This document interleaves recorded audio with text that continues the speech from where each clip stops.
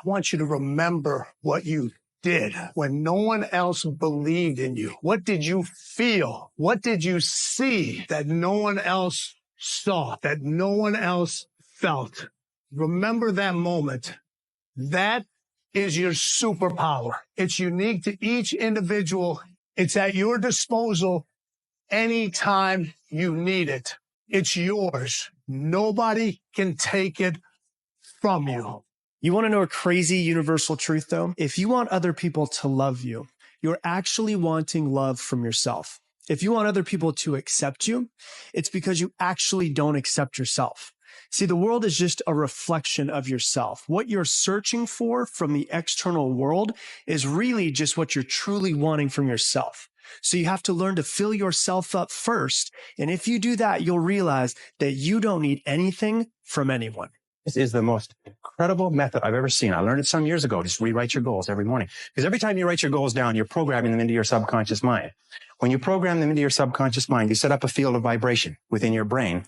And this law of attraction, based on this field of vibration, attracts into your life people and circumstances that harmonize with your dominant thoughts. What you do is you create a force field, which we cannot explain scientifically, but it is a field of vibration that goes out from you and attracts back into your life everything that you need to realize your dominant goals. You can have anything you want. Anything that you can hold in your mind on a continuing basis, you can have. Anything that you are crystal clear about wanting and are willing to pay the price to get, you can have. Your limitation has nothing to do with how much money you have right now. Your limitation has nothing to do with how many people believe in you or how many people do not believe in you. Your limitation has nothing to do with your past failures. Your only limitation has everything to do with your development and use of your imagination. If you can see it here and you have the courage, the audacity to work, believe, suffer to bring it out into the world, anything is possible for you. Truly understand who you are. Learn yourself. Learn yourself. Learn your pros and your cons. Get your flaws. Get them out the way, but with you, not to nobody else. This is a you and you thing. Of the shit that you know you need to work on. I'm telling you, people, when you really look yourself in the mirror and you start to pick yourself apart by yourself, there's only room for improvement. Nothing here is permanent.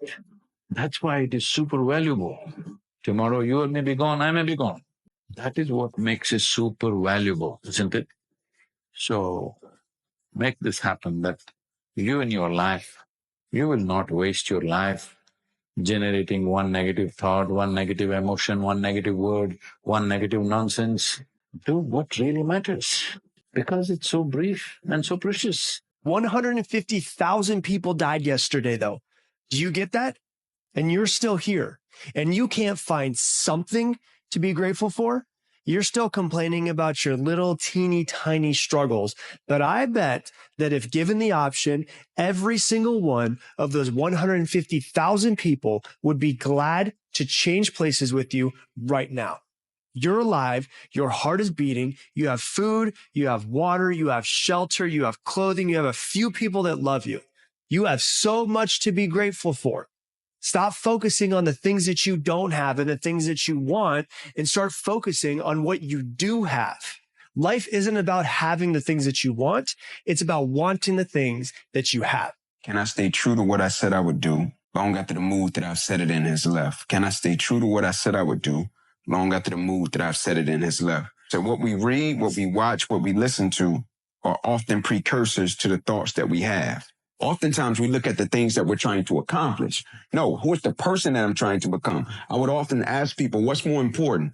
What you acquire, what you accomplish, or who you become, right? Who we become will last a lot longer than the things that we seek to accomplish or even accomplish. And so when we talk about commitment device, when you have a goal, when you have aspirations, when you have things that you want to do, what are the things that we can put in place that can keep us committed? Man, you've changed. You've changed. Success doesn't change you. It changes the individuals around you.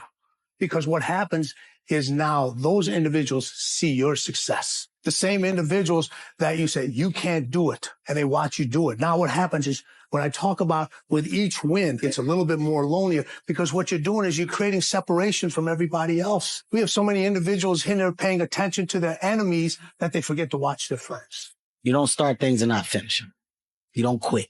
There's nothing that comes out of quitting besides knowing that you didn't finish.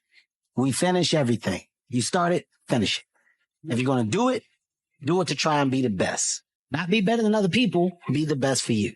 Do your best. Do the very best you could do. And look, whatever the outcome is, the outcome is. It's not like you can control the outcome.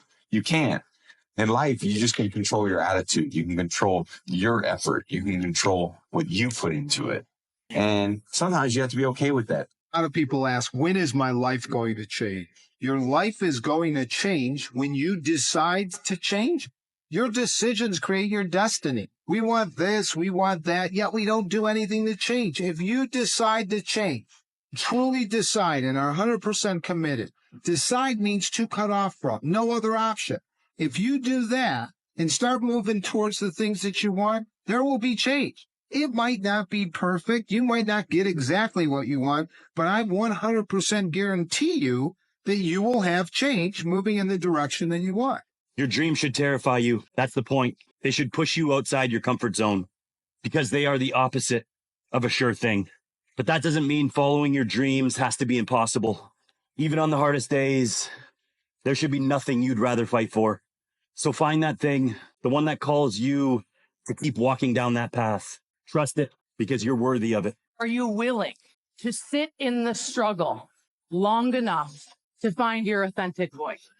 Here's the next attitude disease, overcaution. Some people never will have much. They're too cautious. Just the most basic ones of like living the life that you don't want, not wearing what you want to wear, not dating who you want to date, not living where you want to live. Like you're living at home and you want to move and your parents say no and you don't make the move, or you're dating a girl because she's socially accepted, by your friend group. She's safe, but like there's always some distance in between you, but you're like, I don't want to risk it, right? If you can view yourself acting in a courageous and forthright manner and encountering the world and trying to improve your lot and taking risks, in a non-naive way, well, then you have something that you can comfort yourself with at night when you're wondering what the whole damn point of your futile and miserable life. We actually have to re-embrace risk on a personal level and on a societal level. We have to take the risk of freely exchanging ideas because that's where innovation happens. But if this happens, and on top of that, if this was to happen, look at the fix I'd be in. I better not try. Then I'll tell you what changed my whole life when I finally discovered it's all risky. The minute you were born, it got risky. We have to take the risk of being able to invest and reap the benefits of that risk. In a personal relationship, getting married is a risk. It is foregoing a current benefit for a future gain. Every decision you make is a risk. The biggest risk of all, of course, is the decision to be free and to take responsibility for your own choices. If you think trying is risky, wait till they hand you the bill for not trying. If you think investing is risky, wait till you get the tab for not investing. See, it's all risky. Getting married is risky. Having children is risky. Going into business is risky. Investing your money is risky. It's all risky. Somebody says, yeah, but I'm looking for safety and security. Fine, then huddle in a corner. I found that nothing in life is worthwhile unless you take risks. Nothing.